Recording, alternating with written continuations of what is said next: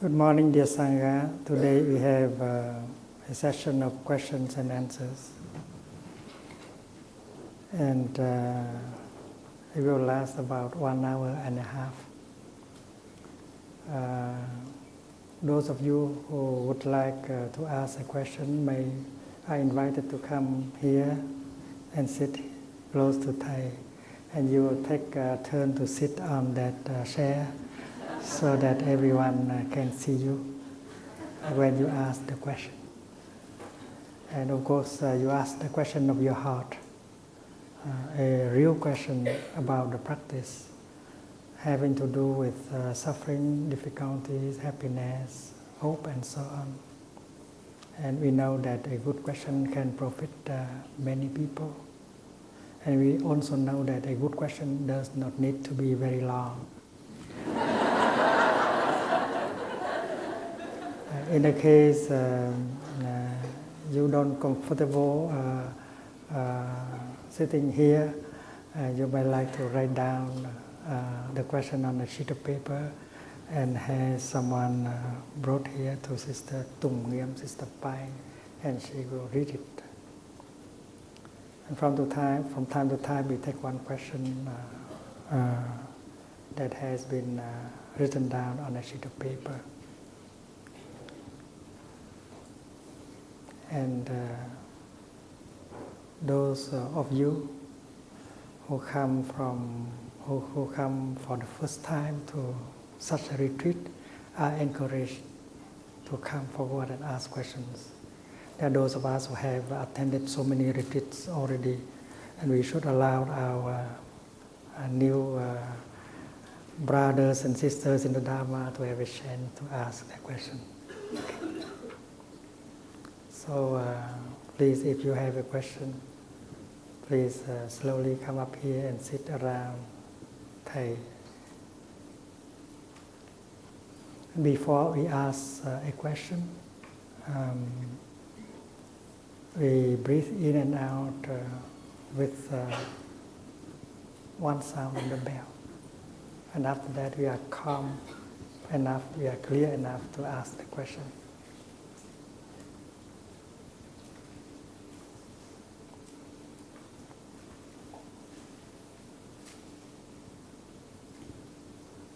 Today is May the 10th in the year 2008. We are in Hanoi with our retreat Engaged Buddhism in the 21st century.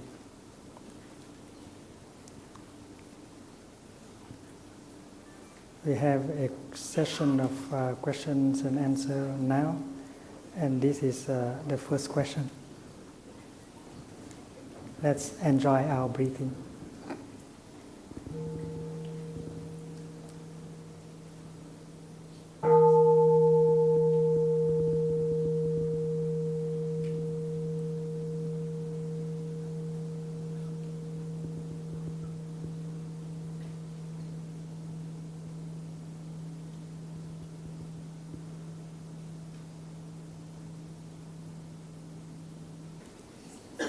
Thai, how would applied Buddhism look to the healthcare profession?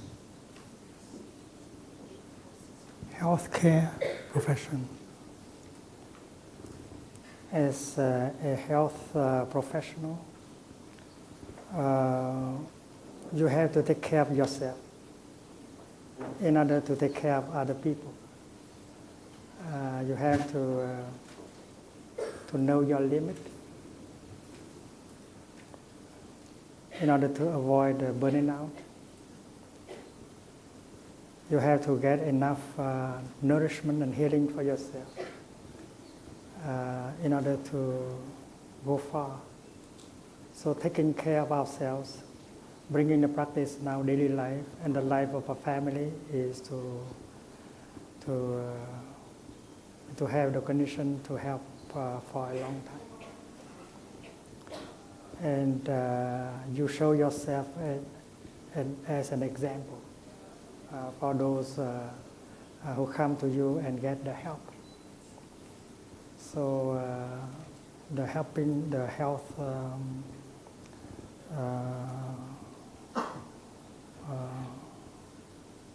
helping professionals should embody the practice. And we know that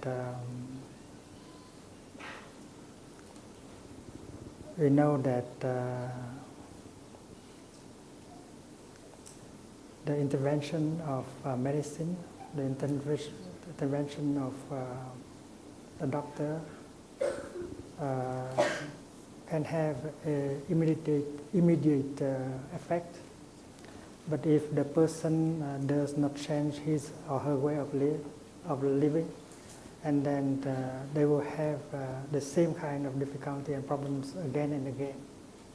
So we should tell them that using medicines is okay, but we should change our way of life in order, later on, you don't have to use medicines, and you don't have to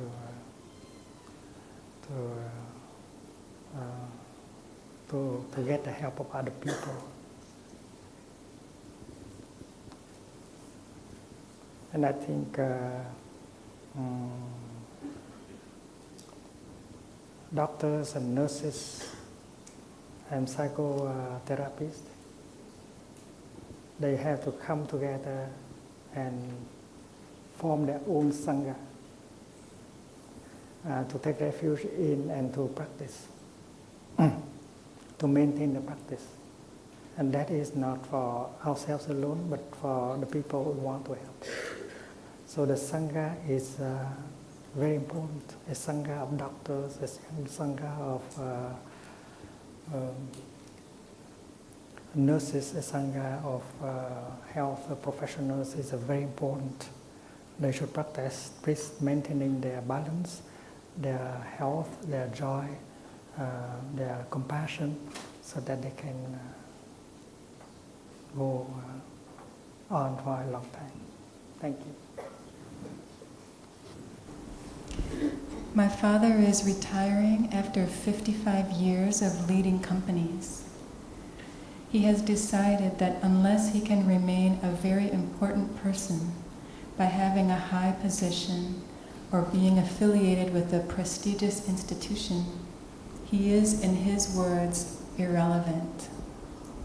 He does not want to live as a result. He has said he cares about no one and has no interest left in life. I've tried watering his good seeds and spending time with him, but his anger is very deep, and his manas is 72 plus years strong. How can I help him?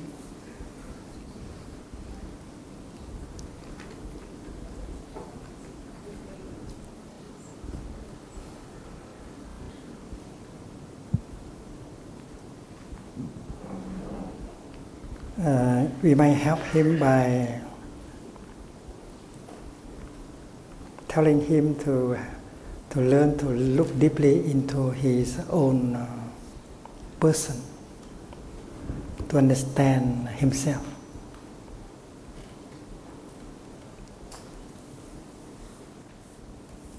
We are usually caught in our notion of self. We are not aware that self is only made of non-self elements, like a flower is made only of non-flower elements. Sometimes we notice that we have talents, we have skillfulness and so on. But we should know that these talents, this skillfulness, have come from our ancestors. And when you know that the suffering, your own suffering, and your own talent, your own happiness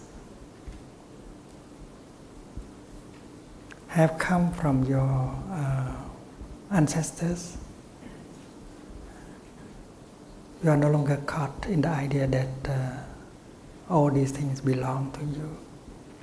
You are no longer very proud of your talent, because that is something that your ancestors have transmitted to you. In the Buddhist tradition, when we touch the earth,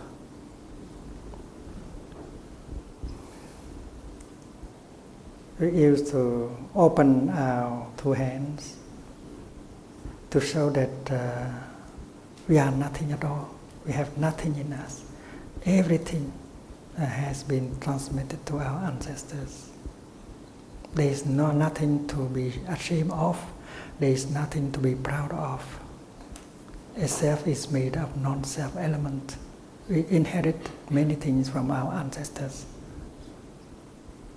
So in that light, we can release everything very quickly. The insight that self is made of non-self element can be very liberating. And then it will be possible for us to see ourselves in our children, in our friends. And we know that the disintegration of this body does not mean our end. We always continue. We continue beautifully or not so beautifully. It depends on how we handle the present moment.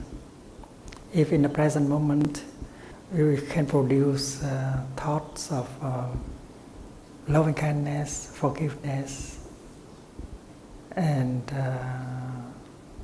compassion, if in the present moment we can say very compassionate, helping words, inspiring words, is in the present moment we can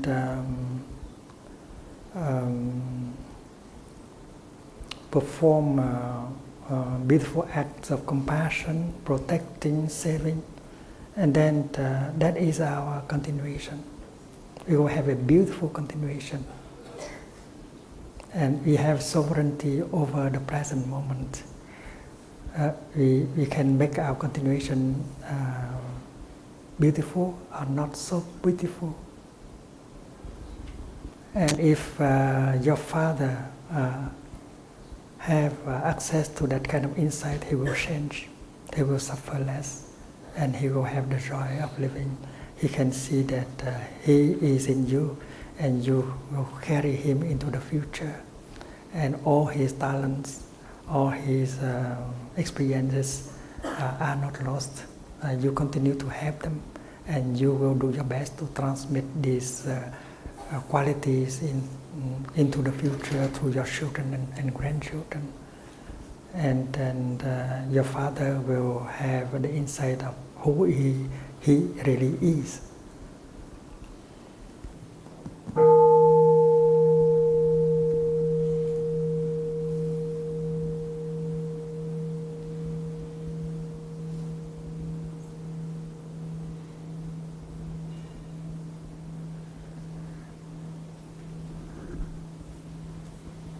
Dear Thai, dear Sangha, my question is a bit mindfulness of joy.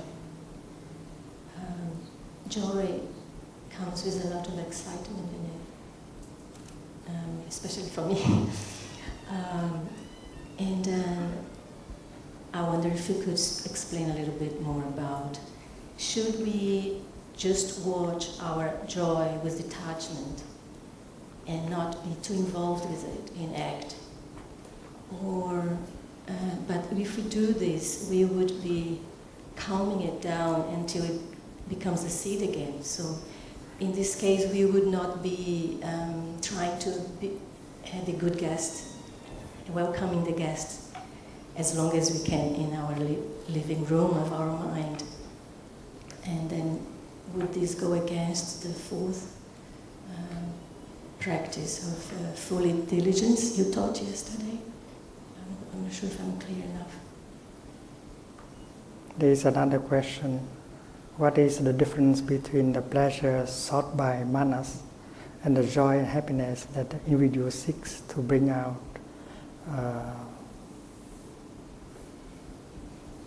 of store consciousness to flower in mind consciousness?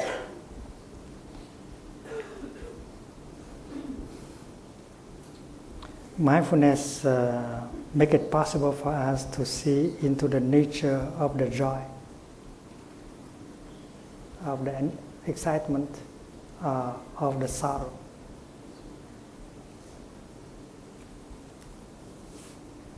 In Buddhism, we speak of the difference between joy and happiness. In joy, there may be still some excitement.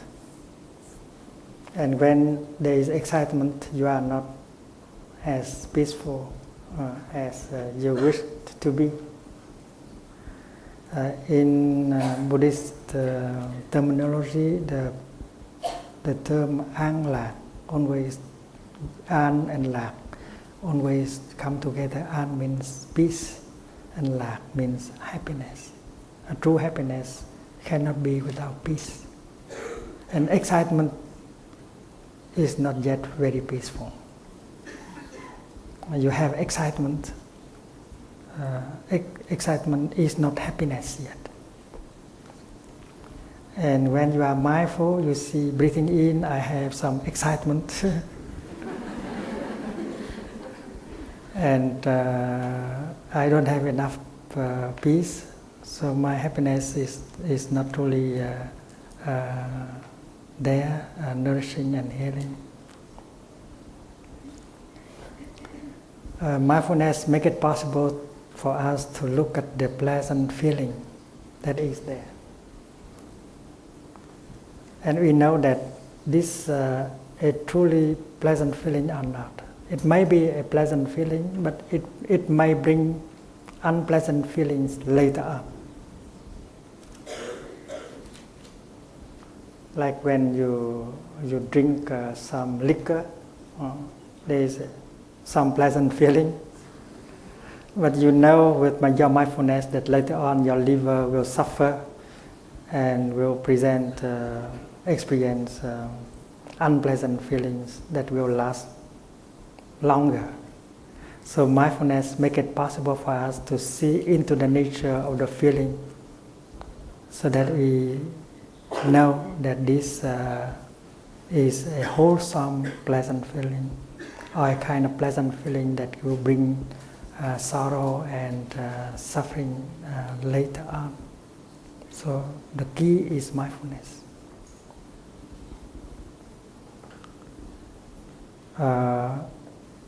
We should be nourished by joy and peace and happiness. And if that joy, that peace, that happiness only has the power to nourish, to heal, and that is no harm. We also know that experiencing suffering may help to develop more compassion and understanding. So while we experience suffering, we can learn, and we really do not suffer.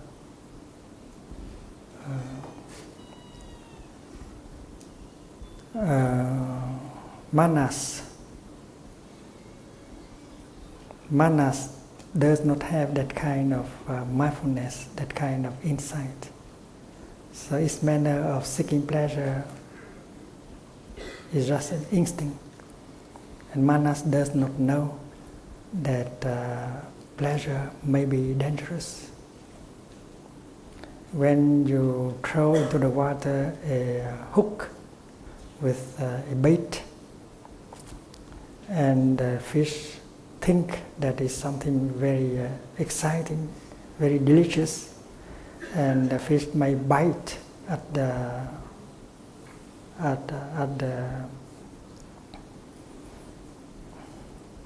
bait and get hooked. And sometimes the bait is not a real bait. It is in plastic. It has the appearance of something delicious. So mindfulness and insight make it possible for us to see that this is dangerous as an object of pleasure. And you can refrain from being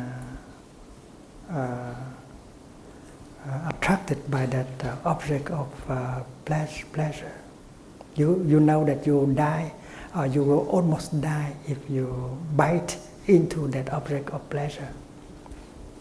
But that is mindfulness, that is mind consciousness in contemplation, in action. But manas ignore that, because manas is just the instinct. And that is why manas is always seeking pleasure, any kind of pleasure. And manas ignore the danger of pleasure. Manas is seeking to run away from suffering, and manas does not know that suffering can be helpful. And mind consciousness is not manas. Mind consciousness has access to many kinds of seeds down there in store consciousness, and may bring out insight, understanding, in order to bring transformation to manas. And therefore, the practice of mindfulness, in order to be in the present moment, in order to recognize all the feelings, whether they are painful or pleasant or neutral, and to look deeply into their nature is a very important practice. And we know what to do, what not to do, and how to deal with this feeling, this emotion, in order not to suffer right now and not to suffer in the future. I'm just explaining that it's my first time on retreat with Thay, and I'm very honored and grateful. But the rest has to be in English.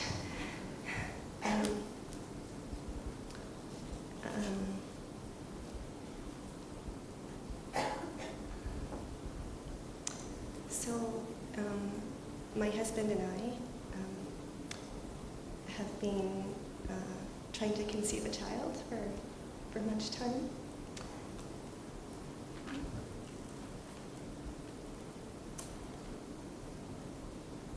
But not very successful. I understand that.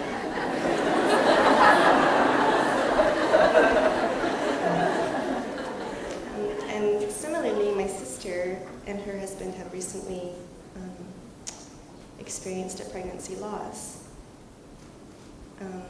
So we've both been experiencing a lot of suffering. And it's just really difficult, it's really sad. Because I think one of my highest aspirations is to experience the miracle Of having a child. Yeah. Thanks.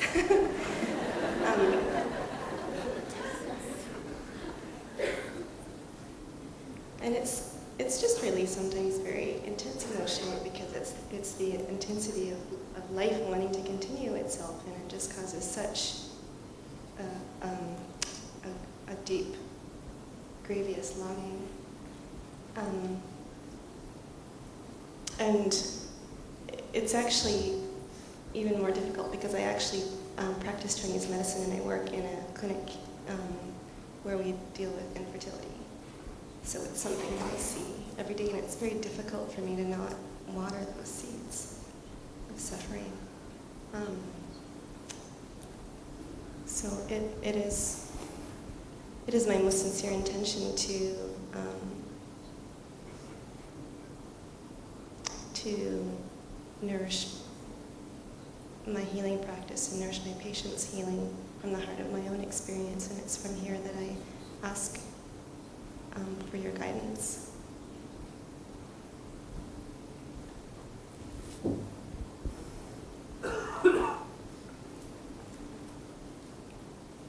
Someone said that happiness is something that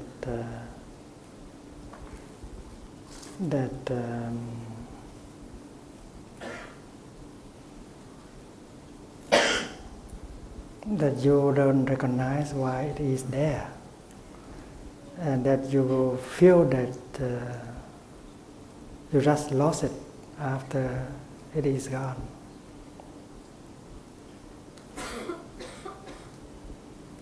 And happiness can be in different forms. We might focus our attention on one thing, and and we call it the basic condition, the most fundamental condition of our happiness. If we don't have that, then we don't have happiness.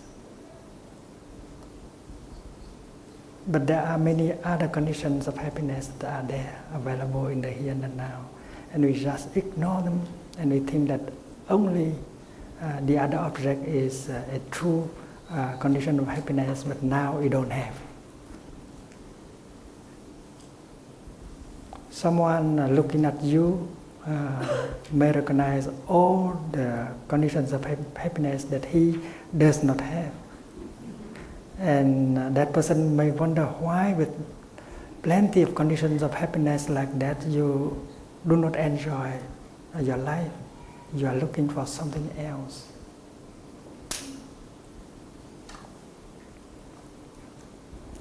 So the practice is, first of all, to say that happiness can be found, can be touched in many aspects.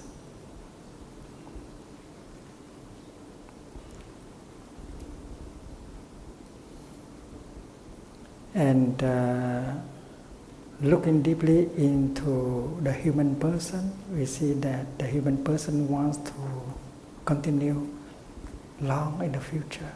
We want to have children, we want to have grandchildren, we want to go to the future, to last very long in time. And that is the nature of other animals and vegetables also. Every living thing wants to last long, to be continued long into the future, and not just human beings. Someone like myself, a monk, always also has the willingness, the desire to last, to go to the future, to be continued. So that is very normal, that is very human, that you want to be continued, and you want to be continued beautifully. And we know that there are those who have children, but who are not happy with their children, and they prefer, and they said that if they had not given to these children, life to the children, they could be happier. You have to take into account all these things. I do not have myself blood children, but I have a lot of spiritual children, and they make me very happy, and they carry me into the future, and I'm completely satisfied. I don't need to have a blood child, and that is a way of looking.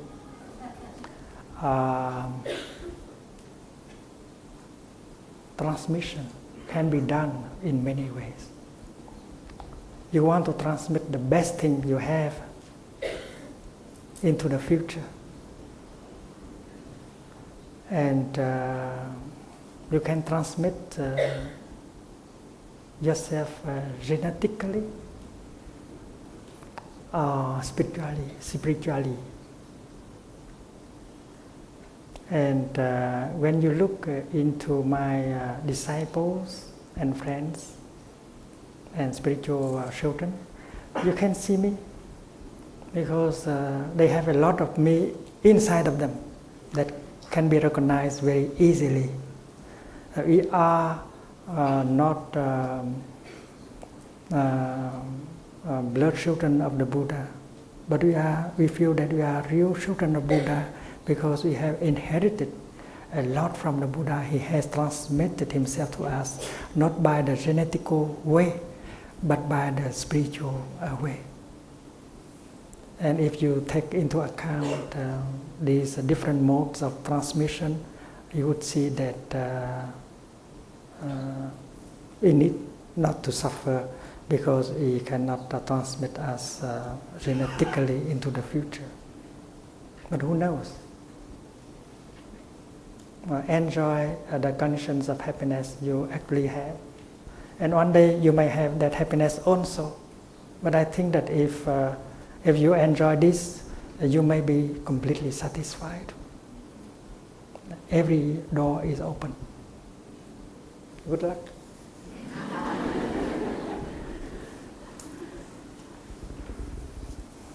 There's a question about depression and medication.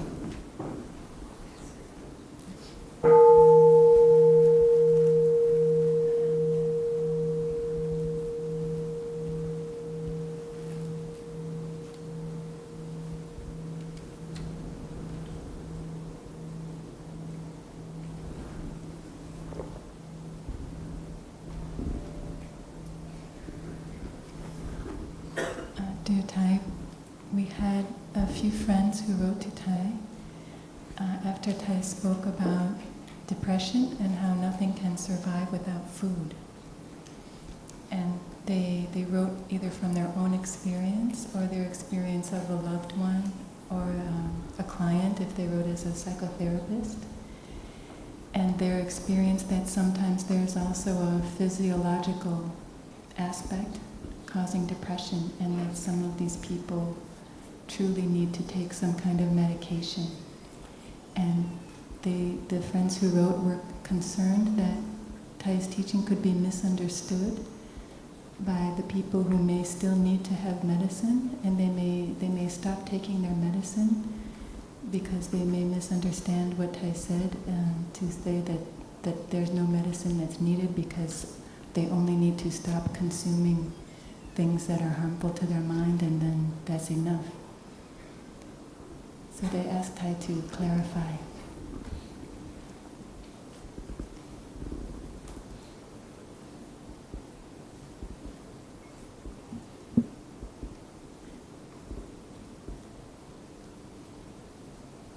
In the teaching of the Buddha, the biological and the mental, they interact.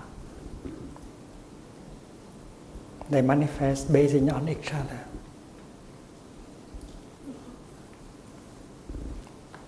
Our emotions, our feelings are very connected to the chemicals in our body. And our feeling, our emotion can produce chemicals that will be toxic to ourselves. And the inhibition and these feelings and emotions can inhibit the production of a certain chemicals, the neurotransmitter, for instance, and that create an imbalance in your body. So the mental can create the biological, and the biological can have an effect on the mental.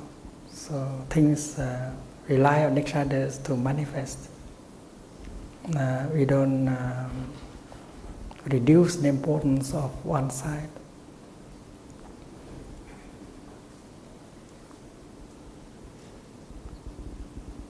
All of us have the seed of depression.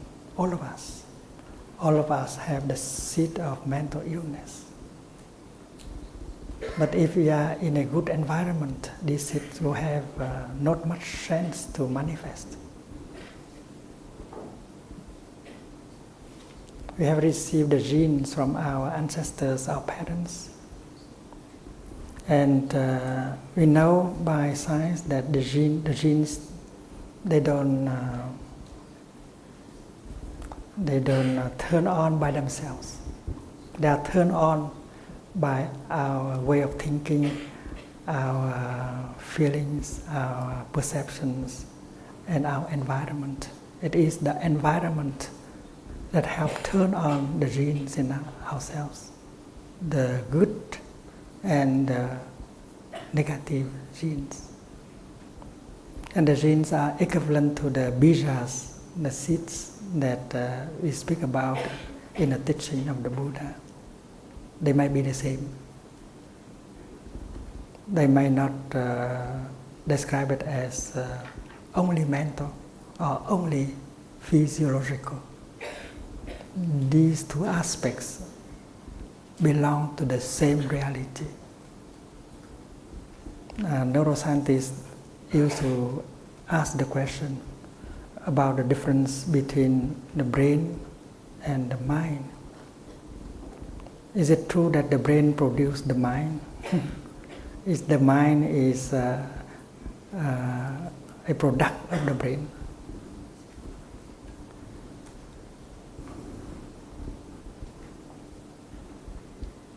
How could the activities of neurons bring about the subjective mind? These are questions.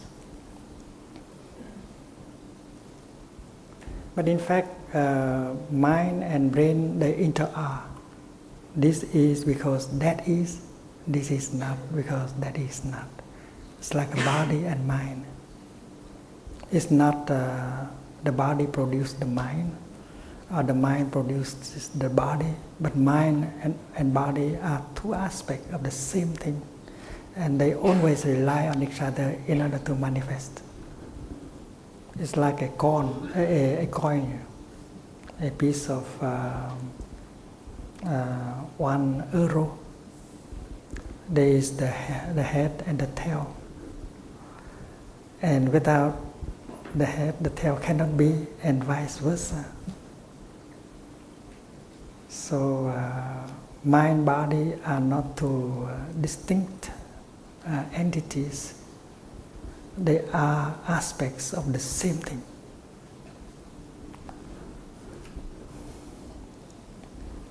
And the seed of depression that now manifests may have been transmitted to us by many generations of ancestors.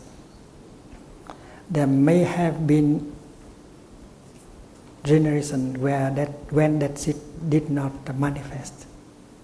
But now, because of the new environment, that seed has a chance to manifest. And that is why we have to take into account the element of environment.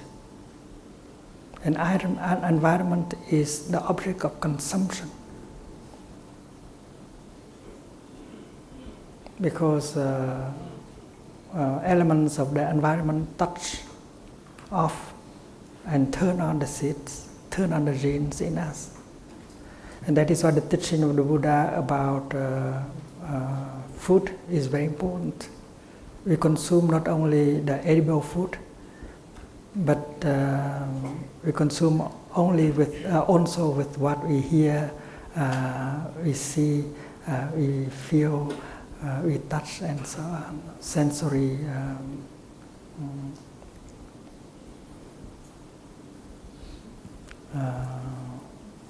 impressions, sensory impressions is the second kind of food. And the third kind of food is intention. Our intention, our evolution, the kind of deep desire in us. And the fourth kind of nutriment is consciousness. We consume consciousness. If we live with a number of people around us, we consume their way, the collective way of thinking, of perceiving. And in the beginning, we don't see that as beautiful, but because all of people around us think that is beautiful, and then slowly we come to see it as beautiful also. So we are influenced by the collective thinking around us, and that is also consumption. And our depression has to do with all these sources of nutriments of food. And we know that if there is an imbalance within our mind and our body, there may be some disorder in our mind, in our body. And we know that chemicals have to do with our feelings and emotions. Our emotions and feelings have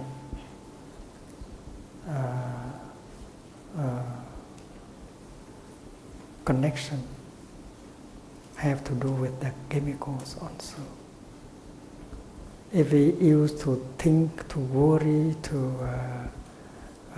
to perceive in such a way, and then our body can continue to produce or even overproduce such chemicals that will bring disorder to ourselves, to our body and mind. Or if we think and do and consume in such a way, we may inhibit the production of such chemicals that are essential to our balance.